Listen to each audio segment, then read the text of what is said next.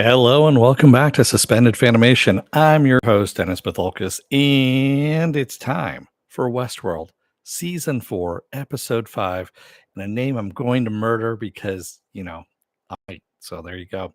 Um, Zhuangzi, there we go, Zhuangzi. I think that's how it's pronounced, but welcome everybody. Let me take care of some business first. I'll murder some more names as we go through this too, but let me take care of some business first and we'll get down to it. If you like what you see here, like, share, subscribe. If you're still on the fence about subscribing, take a look at the video that pops up at the very end here. YouTube takes the algorithms of all the stuff you've been watching, all the stuff you've been watching, tries to match it as best as possible to one of the videos, my vast video library, and pops it up just for you. And if you like what you see there, hit that subscribe button down below there. And if you're feeling lucky or feeling like gambling, you can hit that bell down over here, and YouTube may or may not notify you when I come on live. So go over to suspendedfanimation.com. Take a look at the schedule I have up there. I change it out every week. Also have all the links to my social media there and all the links to my pages as well. And welcome, Chaka's Cave. Welcome back. Cool. I'm glad you made the live stream, man. Cool. All right, let's get into it, shall we? There's a lot to unpack here. Spoiler alert, I am going to spoil the episode. If you have not seen the episode, go and watch it. Come on back. This will be a video you can comment down below in the comments section. All right, giving you enough time. Ooh, and I almost hit my computer with that. That's not good. So you can hit pause and all that kind of stuff. All righty. So where are we in all of this? So you're probably wondering what that title comes from. So the title actually refers to the Chinese philosopher Zhuangzi.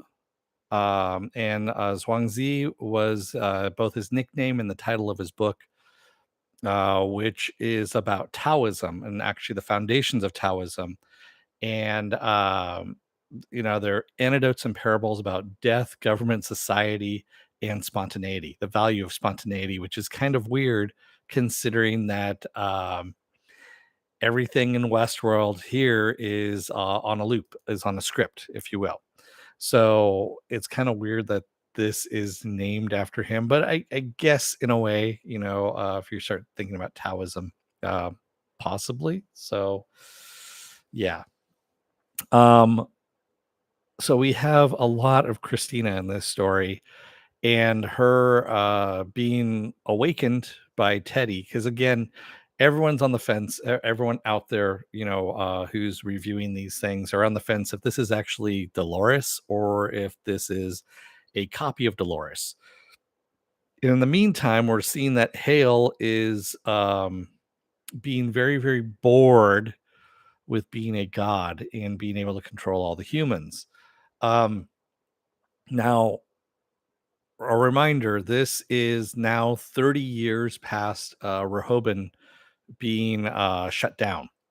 So Rehoboam, which of course was basically guiding or was setting up people's lives and writing their lives for them. And now 30 years later, after the revolution of that, you have hosts that have infected humans with a fly goo, a virus, and are now being controlled by another different kind of robot, but basically it's AI at this point. So we as humans are pretty much fucked, is what's going on in all of this. Hale is bored. All of the world, of course, are her puppets, the humans, and the hosts that come about. All the new hosts use this world that she has created, I guess you could say, um, as a way to blow off steam before they transcend, is what she says. We don't know what the transcendence is other than they're getting their little balls thrown into their little head balls thrown into a vat of goo or something like that. They become goo and they transcend. I don't think they're going to the sublime, but I don't know where they're going either. The fact that Hale has not transcended as of yet might have some more ominous means to it too, but also there's some other theories that I have on this as well. So we'll get to it in just a minute. In the meantime, Stubbs is being brought into the city, and poor man, he is actually being used as fodder to listen to the tone if there's any changes in the tone, uh and everything that's going on. And of course he does hear it, and they're going to get somebody out who isn't called an outlier. An outlier is a human who wakes up to the tone, from the tone they can see the tower. And the this particular outlier, her husband was the homeless guy who was able to see the tower. And the hosts hunt those people down, the outliers. And we also find out that sometimes these outliers can infect the hosts with whatever melancholy, I guess you can say, or self introspection, questioning their reality, questioning the why of it all. And hosts have started killing themselves, 38 so far, which supposedly is unheard of because hosts are quote unquote perfect. Chaka's Cave says, dude, what's been bugging me? Where's DeLawrence? We saw her for like 30 seconds at the end of last season, then nothing. I don't know. I don't know if we're going to see that again, but who knows? We'll find out at some point, or maybe not. Maybe we won't find out. So the man in black, of course, goes to hunt down this last outlier, who, of course, you know, we have the rebels going after them at this point, and Stubbs, of course, is heading up that group as well. And the man in black stops. No, you don't worry about it, man. I honestly, I read the chat as it's going too, and I'll go into it and start thinking about things. Trust me, it's all stream of thought for the most part. As you can tell, it's all um a word soup, I guess you could say at this point sometimes. Um, so of course, William had told Hale that of course he was not going to listen to an outlier. He was just going to shoot on sight, which of course he didn't. And the outlier came and laid her head on his shoulder, talking about the towers and the beautiful world and all this stuff. And then he snapped out of it and was going to kill her, but of course got shot down by our rebel dude who took her, and they got the fuck out of the city. And then, of course, robot or host William ends up talking to original William, original recipe William, and positing the whole question of who am I? Why am I here? Kind of thing. And am I doing the right thing? Is Hale doing the right thing? All this stuff. And William, original recipe William is, I'm going to call him OR William, is what he are, because he is original recipe William, is kind of chuckling about this because this is the same thing that happened with the hosts, is and humans as well, questioning who they are they doing the right thing, is everything right in the world that they're doing here. And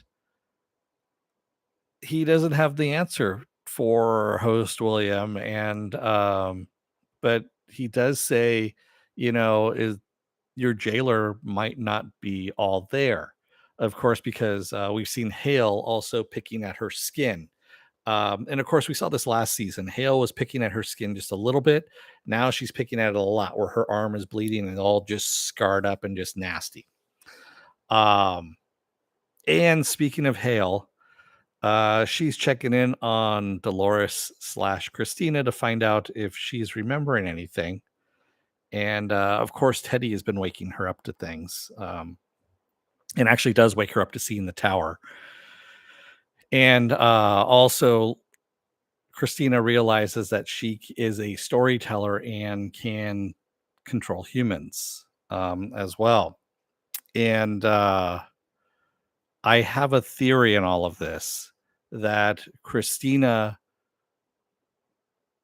/ Dolores put herself in this position and is still writing Hale's story. and is still controlling Hale, which is the reason why Hale never went and transcended at this point. Um, Also, I still say Christina slash Dolores is controlling the narrative of all of this. Um, why? I don't know. I think it still might be leftovers of Rehoboam when she connected to Rehoboam. And I think her programming and Rehoboam's programming have merged in some way. Um, and Teddy coming back for her now is part of whatever this story, this new game is that she has going. And he's supposed to come back at this point in time. So that's my theory on that part. I also still think that the rebels are also part of the story and are also being controlled in some way. Even though they don't think that they are, that they are free range humans, I don't think they are. I think they're actually part of the game as well. I think everyone's infected now at this point, and yeah, this might just be different worlds, kind of like we already saw in Westworld, where you had Shogun World, you had Westworld, and yeah, so I think that's where we're at in all of this is that no one is immune from this.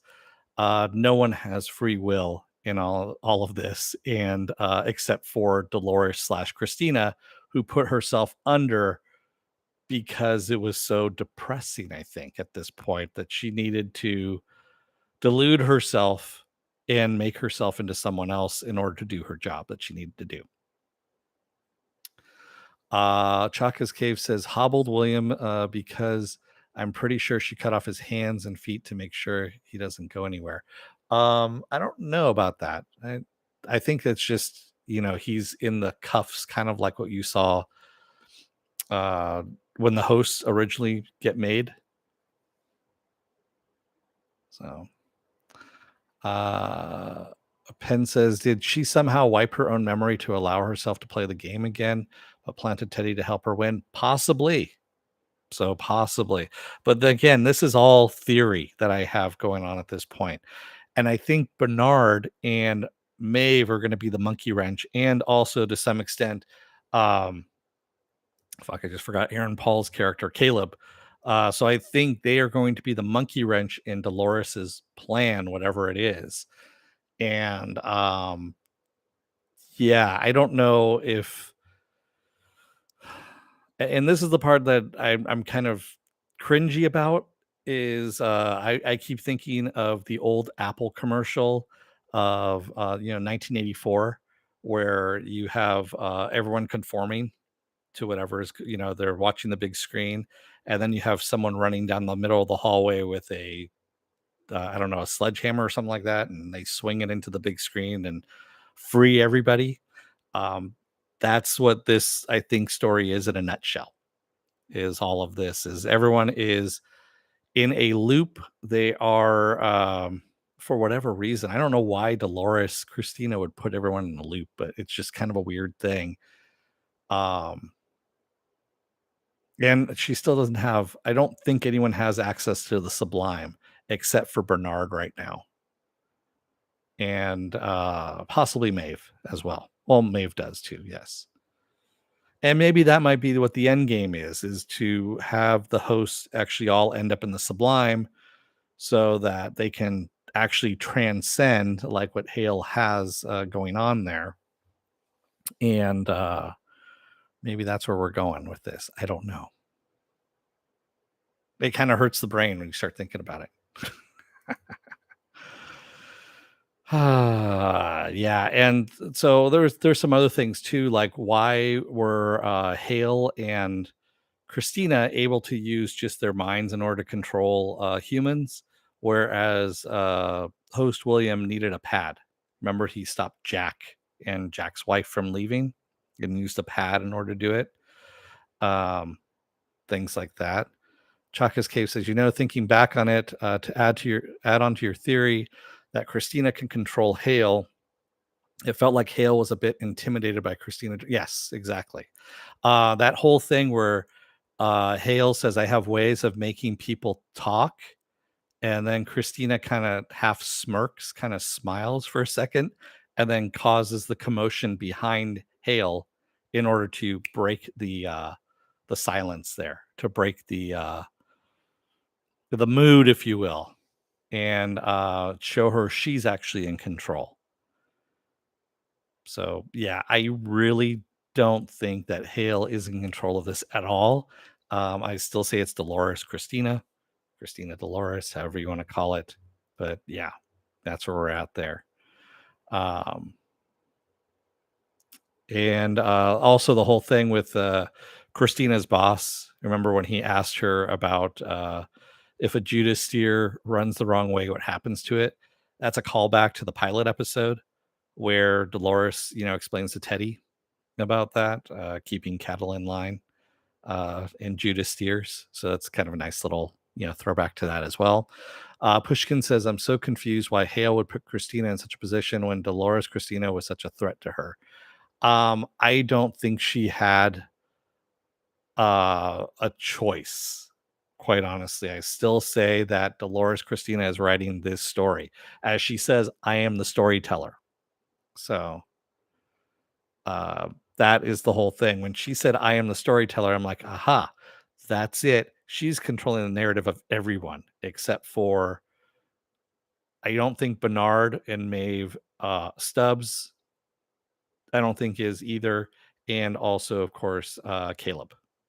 I think those are the four that are the outliers. Maybe even Frankie might be free range at this point too. Um, and then yeah, because the question is who sent Teddy in to help her?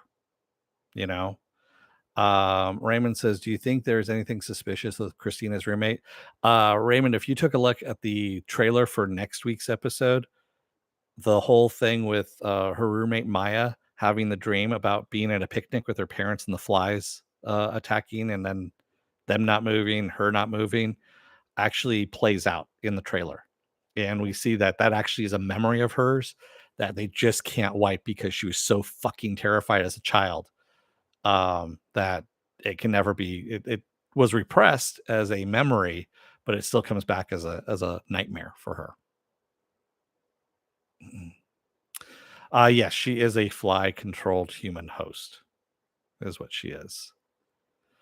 I kind of got that flat out when she kept talking about having the same dream over and over again. I'm like, fuck, that's just when Hale took over the world, or Christina took over the world, or Dolores, however you want to call it.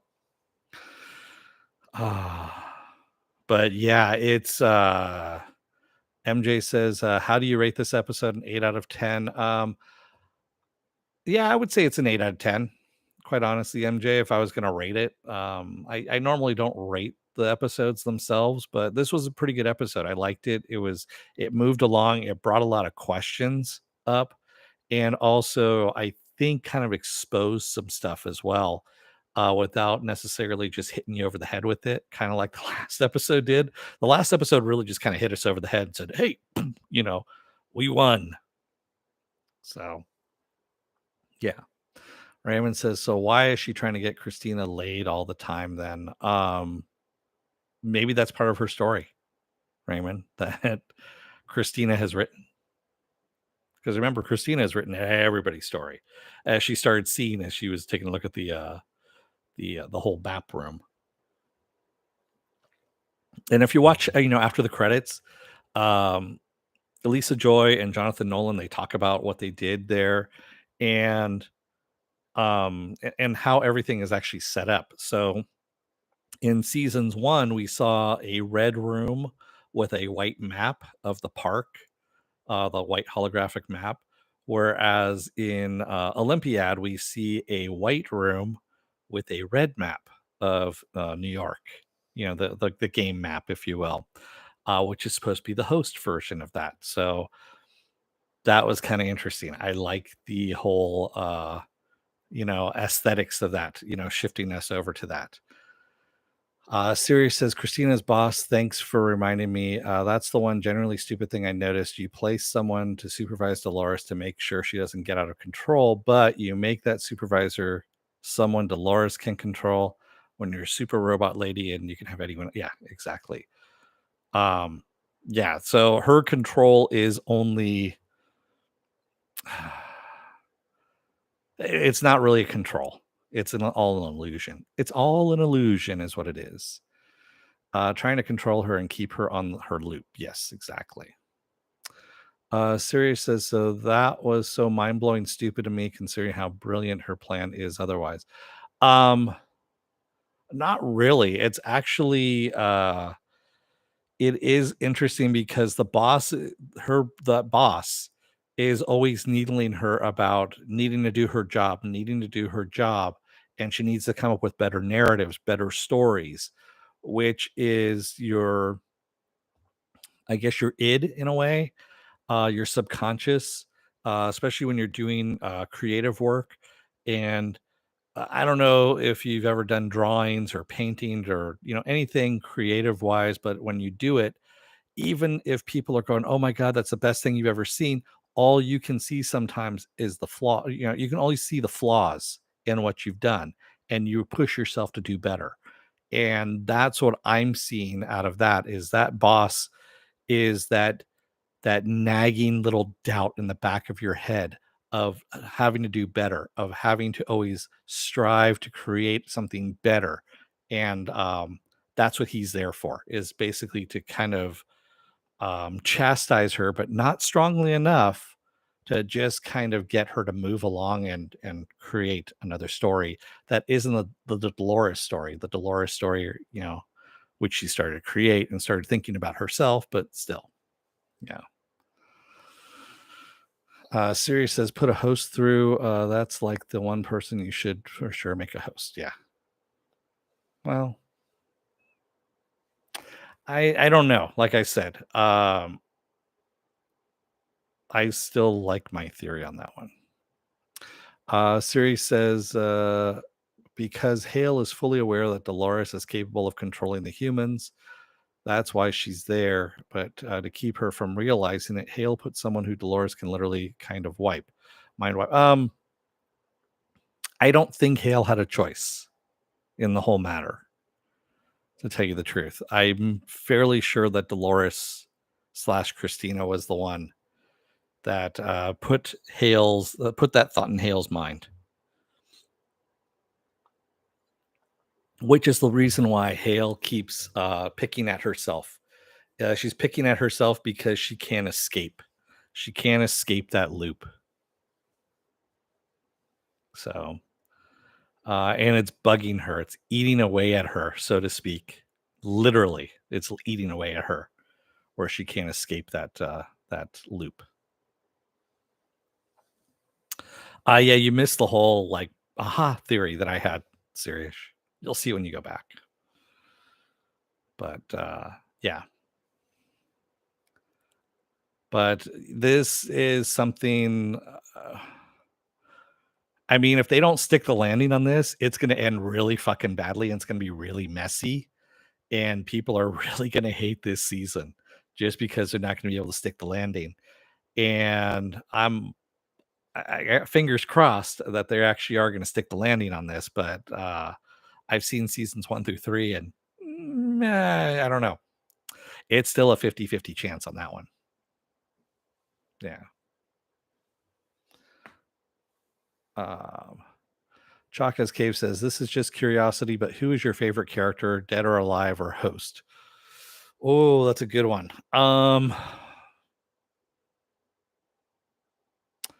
I still wanna say, you know, it's the team up of Bernard and Stubbs when they're together. I know that's kind of a cheat, but for some reason they play so well off of each other. And I've said this before, if there was a buddy cop show with Bernard and Stubbs, I would fucking watch that easily. Um, them together are great. If I'm just have to pick one person, I would say it's Maeve, obviously. Um, I read some review earlier about how this was a Maveless episode, and it actually you felt her absence, and I got that. I understood it because of Maeve's snarkiness.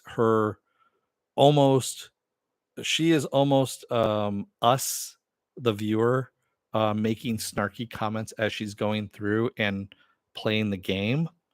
in a way. So that is what makes her kind of an interesting character, and just one of those characters that you're just like, oh, this is actually refreshing.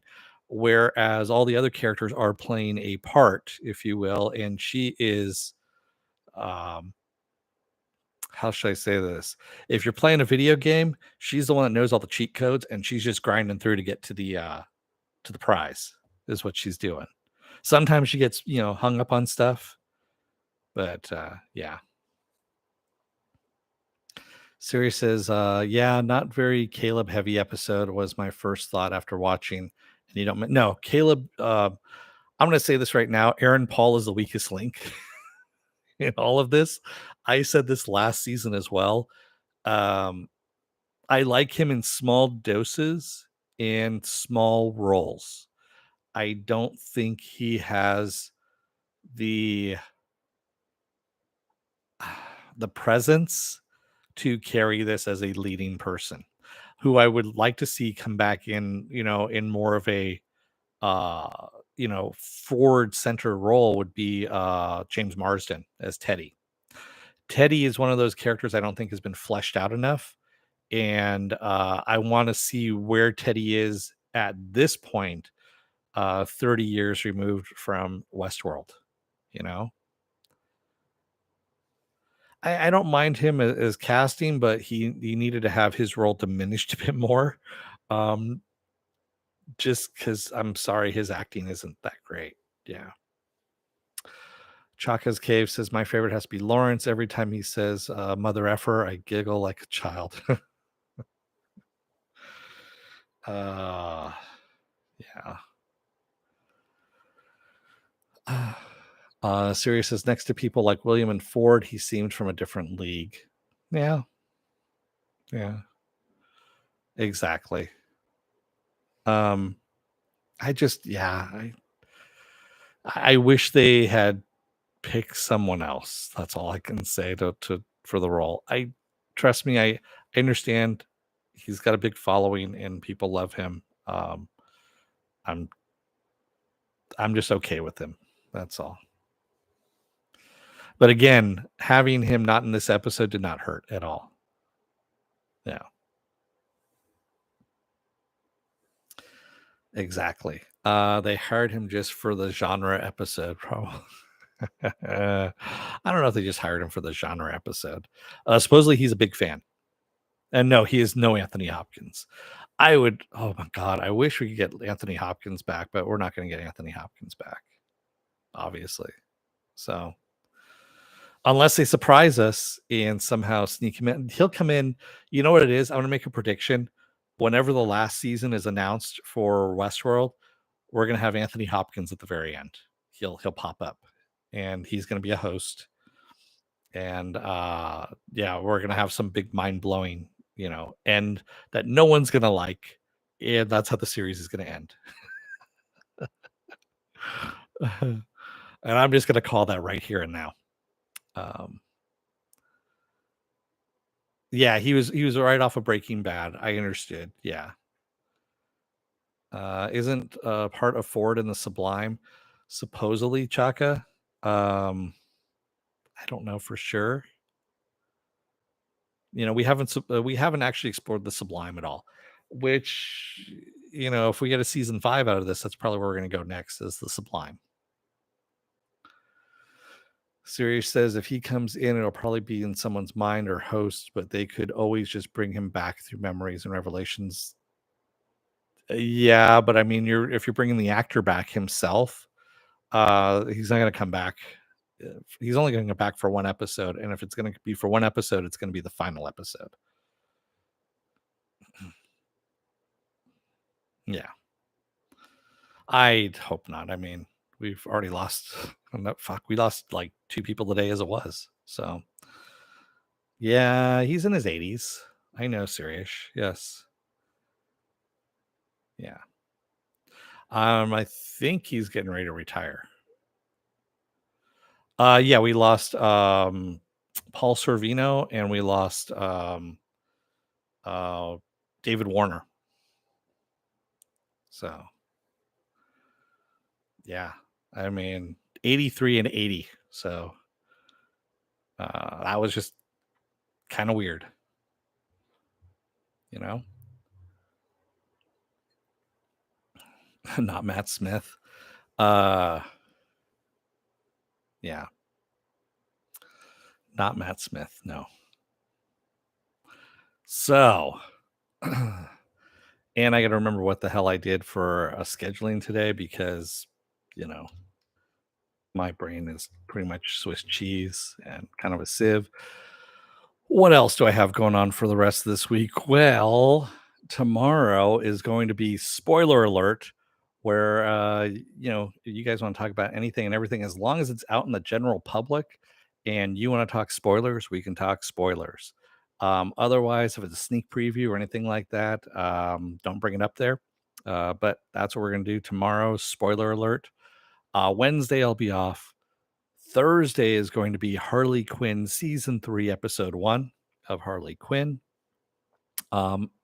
Friday, what is it? Yes, Friday and Saturday I'm going to be off. And then Sunday will be the Sunday edition of Sunday edition of Saturday Morning Blast Off, where I take the genre news of the week and any genre stuff you guys want to talk about, we talk about it. And then Monday we roll back around again to Westworld. So there we go. With that said, I want to thank everybody in the chat and thank you if you made it this far in the video.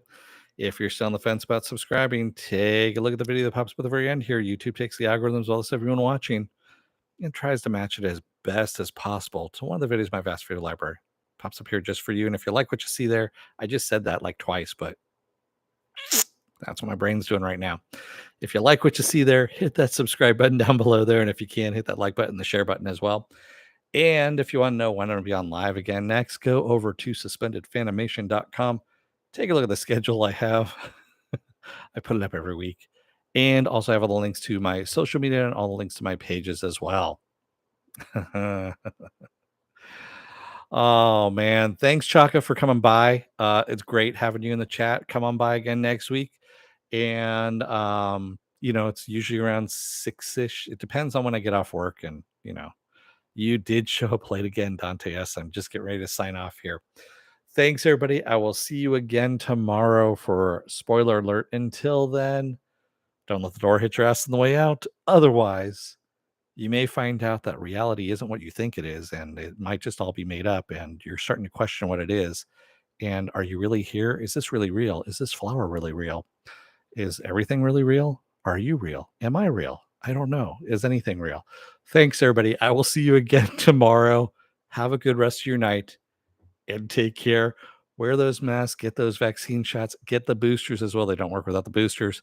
And stay safe out there. Thanks, everyone. Have a good rest of your night and take care. Good night, everyone.